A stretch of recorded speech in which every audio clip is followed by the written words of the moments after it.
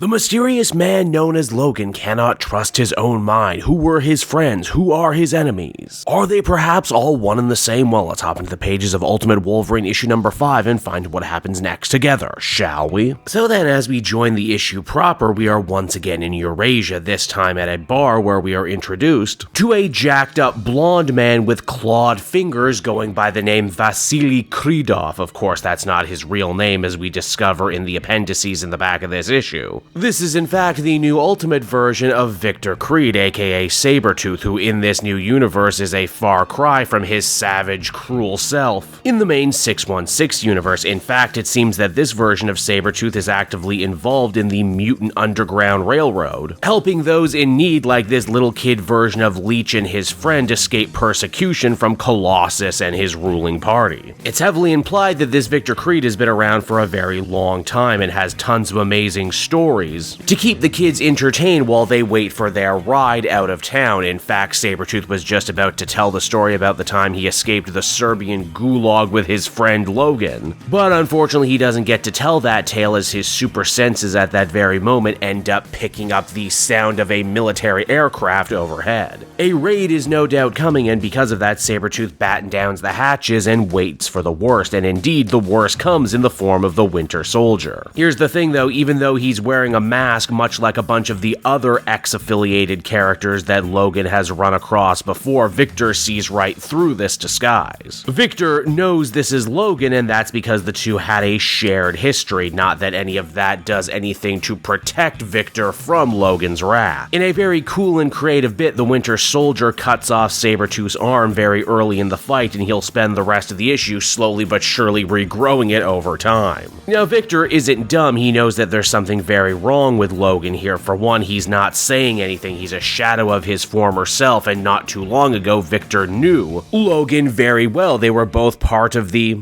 X-opposition fighting against Colossus, Magic, and Omega Red. The two bonded over their mutual amazing healing factor, and Logan even confided in Victor, saying that if the worst should happen and should he ever be captured, he hoped that his friend Saber-Tooth would kill him and spare him the horrors of being turned into a living weapon by the Eurasian military. Obviously, the worst did end up coming to pass, and now Saber-Tooth is going out of his way to try and keep his promise to his friend, but he thinks that if he is going to end his life, the least he wants to do is be able to look into his old friend's face once again. Saber-Tooth manages to remove the Winter Soldier's mask, and we see that Logan has grown one hell of a beard since last we saw him. Again, continuing to showcase the whole he's less human than ever before, he's just a wild animal, a shell of his former self, a mad dog sent to attack mutant kind. Again, it's all very sad. Victor puts up a strong fight, but in the end, it's clear that the Winter Soldier is just too much for him. Thankfully, though, aid comes in the form of the Black Widow. We had seen Natasha get recruited for the mutant opposition by Rogue and Gambit a couple issues back, and now it seems that the Black Widow is here to earn her keep. She actually manages to knock Wolverine out by using one of her poison stingers and also just drop kicking him from across the room. Now, you might be thinking to yourself, well, damn, how on earth is that possible? Shouldn't Wolverine's healing factor mean that no poison can affect him? Well, that's the best part. It seems that the drop kick and the poison only worked because Leech, one of the mutants that Black Widow is here to try and help exfil, was using his power to sap Logan's healing factor while no one was looking. That's actually really clever. The day is saved and Black Widow is ready to make her exit, only Victor decides that he's going to be tagging along and taking the Winter Soldier with them. Looks like it's finally time for Logan to stop running from his past, to have a reunion with his old friends, and perhaps come to grips with the truth of who and what he really is, but that's all going to be a story for next time. And so that was Ultimate Wolverine issue number 5, everybody, and honestly, I'm kind of conflicted on this issue. On one hand, I actually think it's much better than the 2 issues that preceded it. Good guy Saber-Tooth is actually a lot of fun, especially in a world where Wolverine has been kowtowed into doing the bidding of evil villains. I kind of like this idea that Victor had to balance that scale even without knowing it. In fact, it even gets a little better when we stop and consider that the old Ultimate Saber-Tooth ultimately ended up being a softer, more likable version of himself by the end, and here here we're just starting with softer, more likable Saber-Tooth. And yet, on the other hand, I cannot help but feel that this book continues to suffer with an almost endless pacing problem. Basically, the book is taking forever to tell what I feel is a very simple story, and a story that they have told ad nauseum with Wolverine at this point. How did he regain his humanity? How did he fight back against his captors? It's a Wolverine story we all know in and out like the back of our hand, and I would almost be okay with that if this new series offered up some new wrinkles to the story or perhaps some curveballs. And honestly, outside of making Logan the Winter Soldier, they really haven't changed the formula all that much, which is a shame when we contrast and compare this series to all the other new Ultimate Marvel titles that go out of their way to reinvent the wheel. Now, maybe all of that is going to change after this first arc. Again, they basically do promise that the finale of this first big storyline will be Logan waking up to the truth, and once that happens, what's gonna happen next? I don't know, but I guess I will be invested enough to see where it goes from here. Overall, I would give this issue a 7.5 out of 10. Definitely an improvement, but it certainly still has a lot of room left to grow in my humble opinion.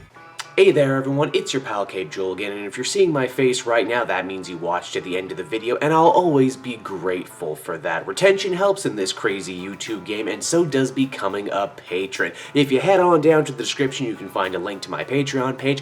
Recently just redid all the tiers, a lot of cool stuff offering up there, exclusive commentaries, exclusive polls, behind the scenes concept art for Capes and Quest. That's the brand new D&D show I've started soon. Never been a better time to become a patron. You can become a patron for as little as $1 a month and help the channel grow and, help me continue to deliver content like what you just saw. So I want to thank you all, and I will see you again next time. Bye-bye.